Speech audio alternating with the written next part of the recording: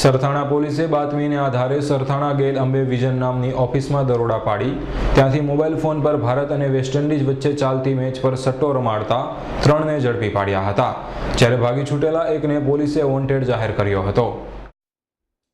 સરથાણા પોલીસને એવી બાતમી મળી હતી કે સરથાણા ગેલ અંબે વિઝન નામની ઓફિસમાં ભારત અને વેસ્ટ ઇન્ડિઝ વચ્ચે રમાઈ રહેલી ક્રિકેટ મેચ પર સટ્ટો રમાડવામાં આવી રહ્યો છે।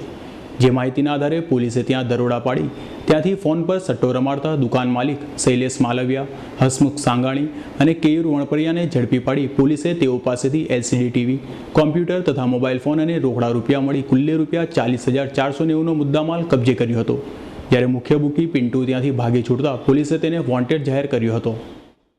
યોગી ચોક ગેલ અંબે વિઝનની ઓફિસમાં ભારત અને વેસ્ટ ઇન્ડિઝની મેચ ઉપર સટ્ટો રમાય છે, તો ત્યાં અમે પંચો સાથે રેડ કરેલી તો ભારત વેસ્ટ ઇન્ડિઝની મેચ ઉપર સટ્ટો રમતા 3 માણસો પકડાયેલા। એમાં શૈલેષ માલવિયા અને હસમુખ 2 મુખ્ય અને એમનો એક માણસ લખવાવાળો હતો।